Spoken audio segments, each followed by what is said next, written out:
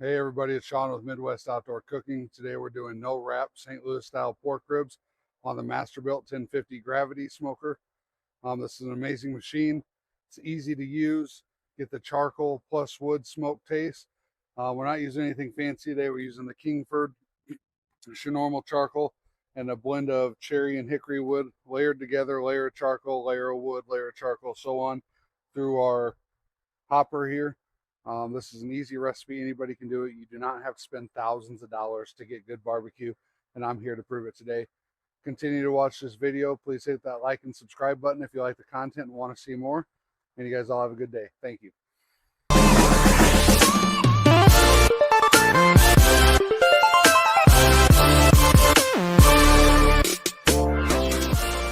Today we're doing 3 slabs of some St. Louis style pork ribs.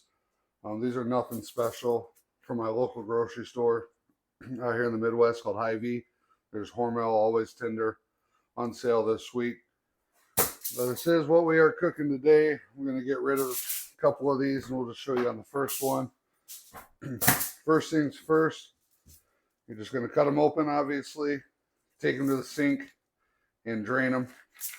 And I'll come back to you here in a second when we have them drained and ready to go.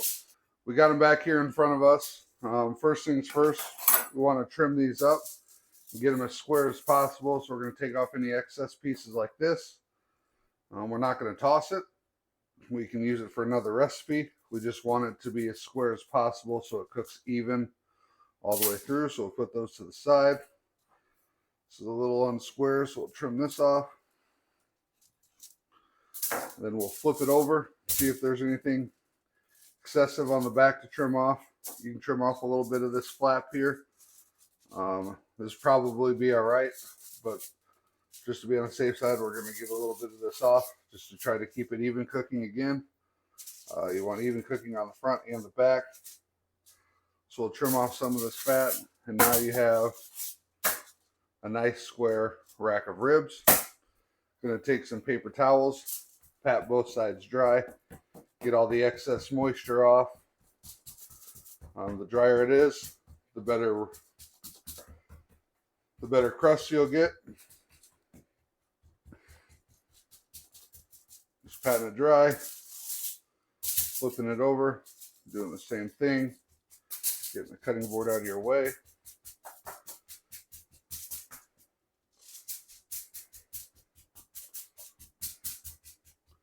Putting this to the side.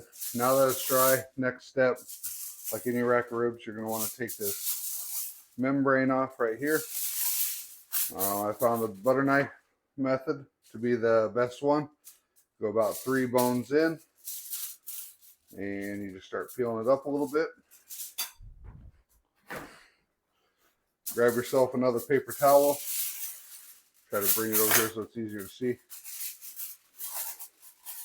Grab yourself a paper towel and start pulling it off. Sometimes they like to be difficult, not come off in one piece, like this one. So just keep grabbing some with the knife and then the paper towel and pulling it off. This stuff doesn't render down, so it'll just be chewy when you're going to eat your ribs. A lot of restaurants don't take the time to take it off, but for me, it's worth the extra. I don't know, what is this taking, 30, 45 seconds to get rid of this chewy layer of silver skin that will not render down. So just like that, it's all gone. And this is now what you're working with. At this point, you're ready to put your rub down on your ribs. You can use mustard. I've used yellow mustard, honey mustard, Dijon mustard, whatever you want to use. What I like to do, because it's quicker, don't taste any difference in it, I use vegetable oil or olive oil. Just spritz it down. This is definitely sticky enough that it'll hold your rub. Just spritz down both sides and the edges really well.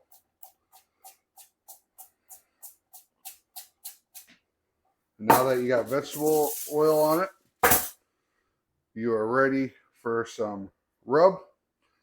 I like using all different types of rubs. Famous Dave's rib rub is actually really good as well.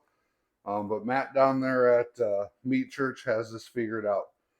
Layering some honey hog barbecue with some holy gospel brings a great flavor to a rib. So what I like to do is I do bone side first, and I throw on a light coat of this holy gospel first. So just sprinkle this down. This has quite a bit of pepper in it. So if you family doesn't like anything that's real spicy, don't use a lot. And then I use the heavy coat. It comes through with the honey hog, sorry. It's a lot finer of a rub, gets better coverage. Make sure you're getting all the sides and just pat it in. Don't rub it, make a mess, just a nice little pat. And then we're going to flip it over, do the same thing to the front. Do a light coat of the Meat Church Holy Gospel up front.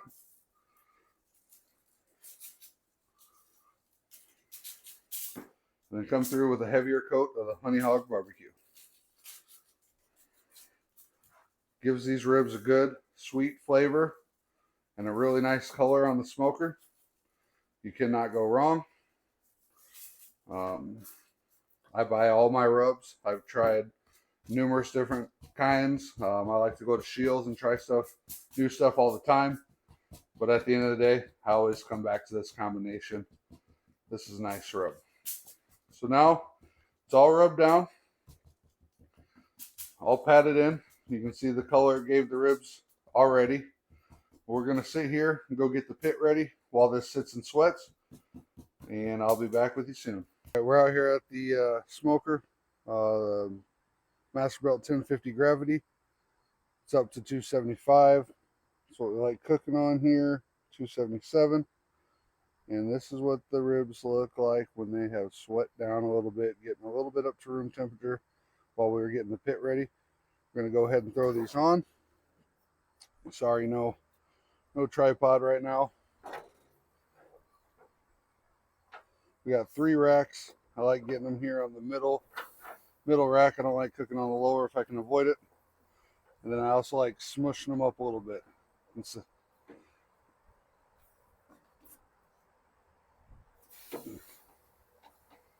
we got all 3 of our racks on right there. And this is where I like to take some more honey hog barbecue from Meat Church. Give it a nice little dusting on top. Sprinkle it through the grates, no big deal. I could throw one on an upper rack, but I got the trimmings I'm going to throw up there for my dogs. Dogs deserve a treat. So this is what it should look like. No water pan, nothing. We're going to dry smoke these. We will put some apple juice on them in about an hour, hour and a half. So I got those on. And we're just going to let them go. Back with you here. We're about 2 hours, 10 minutes in. When I let them sweat, they're pretty moist, so we didn't have to come spray them down any sooner. They're getting a real nice color. Let me bring you in here. Real nice color, browning up. The sugar in that honey hog will brown up a little bit. Put you back down. Everything's looking good. Right here I got a 3/4 to 1/4 apple juice mixture. And they're starting to dry up a little bit, so here's where we'll spritz them down. This is just a mister bottle. Nothing fancy here. You don't need a whole bunch of expensive tools to barbecue. It's pretty easy. Just give them a little moist. This one here, you can see the bones, the meat pulling away from the bones, which means that one's cooking pretty quick. So what we're going to do is we're going to swap it over with this rack here in the middle. It's actually a little bit thicker than the rest anyways. So if you have a grill that has hot spots, don't be afraid to move them around a little bit. So we're going to move that over here. And then what I'm going to do for the rest of this cook is just babysit them. Check every 30 minutes to an hour. The trick when it's done is if you pick them up from the middle, it'll be real flexible and they'll actually start cracking. This one still has a ways to go, even with the meat pulling away from the bones. So we'll come back in an hour. If they're dried up, we'll spritz them back down with a little bit more of a mixture, and then just keep checking them for doneness. I don't take the time to probe ribs. It gets kind of difficult because some are thinner than others. I just pick them up right in the middle with some tongs, and when the meat starts cracking a little bit and they're really flexible, that's when you know they're done. There's no science to this. Anybody can do it. We'll check back in an hour. We're back at the pit here. After the last cut, I moved them over to my Pit Boss Competition Series pellet smoker, just to get some room on the master built for smoked burgers and smoked cream cheese. That'll be coming in a video here at a later date. But been about an hour. They're starting to dry up a little bit. We're gonna spritz them down. They're also cooking pretty quicker than I'm used to. So I'm gonna drop it down to 225 because we're having dinner around 5:30. It's now 2 p.m. and these things maybe have an hour left on them at 275. So I'm definitely going to drop the temperature here. We're just here to spritz it down again. We'll rearrange them. The hot spot on this smoker is on the right side, so we'll move the middle one to the right, and we're going to leave this one on the left alone. That one's the one that had pull apart on the bones the most from the meat. So we'll be back in about an hour. Just check on them, spritz them down again if needed, and just continue the process. We're back out here after another hour. Ribs are getting close to being done. Got a nice color on them, as you can see there. I hope it's pretty bright outside. Let's just do that test that we were talking about the last time. Pick them up in the middle. You see how that one's breaking? That one's done. This one starting to crack. That one's good. And this one here is a little bit thicker, but that's starting to crack right there. So you know that one's done. These will continue to cook a little bit when they rest. So it's time to get them off. Let me take them inside and show you the best way to rest them. Here's these rack of ribs off the smoker. As you can see, extremely flexible. They got a good bark to them. They're pulling away from the bones, and when you bend them, they start to crack. You know they're done. We got done about 2 hours early, which is better being done early than late. So this is how we rest them. First, you thinly slice up some butter. Put them across the top of the racks of ribs here.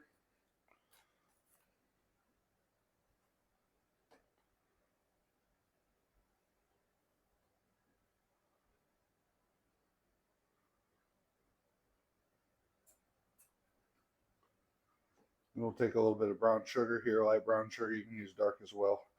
And you just finally sprinkle this all over. No science to this, just a little bit. It's all going to melt down. And when we pull them out before we serve them, we will baste it down with the liquid at the bottom of these pans.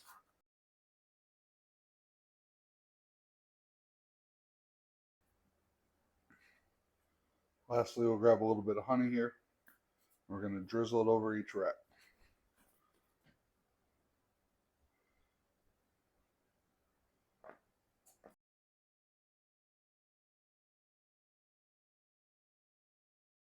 Now we're going to loosely foil these, the little tent method, and let them sit for a couple hours while we're waiting for dinner.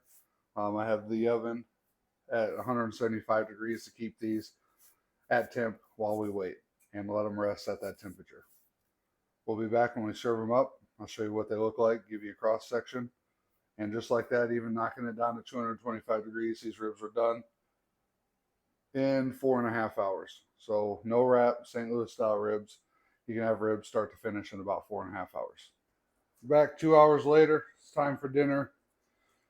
Here I said, I'm going to get this glaze out of the bottom of the pan. Just give it a quick wipe down. It's going to be real thick from the honey. But with this here, you need no sauce. There's no sauce on these at all, besides the butter, honey, and brown sugar. When you're done with that, I'm going to flip it over. You don't have to flip it over, but you can to see the bones. Just cut down the middle here so you guys can have a cross section.